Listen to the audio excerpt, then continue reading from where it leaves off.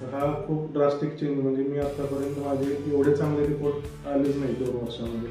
Drastic changes, right.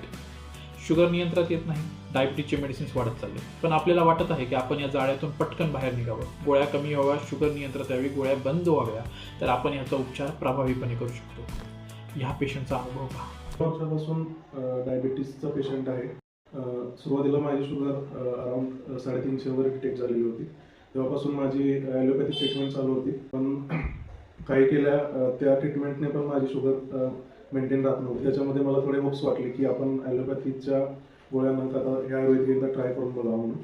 ते मी 2 महिन्यापूर्वी इथं व्हिजिट दिली, तर सरांनी मला सगळं प्रोसेस वगैरे समजावून सांगितली. त्याचबरोबर त्यासोबतचे पथ्य किंवा थोडंफार एक्सरसाइज वगैरे समजून सांगितलं त्यांनी. मग मी ट्रीटमेंट घेतल्यानंतर मला ट्रीटमेंटच्या आधीची माझी शुगर फास्टिंग 128 होती आणि जेवणानंतरची 175 वगैरे होती.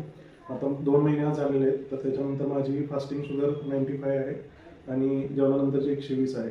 तर हा खूप ड्रास्टिक चेंज, म्हणजे मी आतापर्यंत माझे एवढे चांगले रिपोर्ट आलेच नाही 2 वर्षामध्ये. तर डॉक्टर वैद्य सरांचे मी खूप आभारी आहे आणि इतर सर्वांना पण मी रिकमेंड करतो की त्यांनी इथे येऊन आयुर्वेदिक एकदा ट्रीटमेंट ट्राय करून बघावी.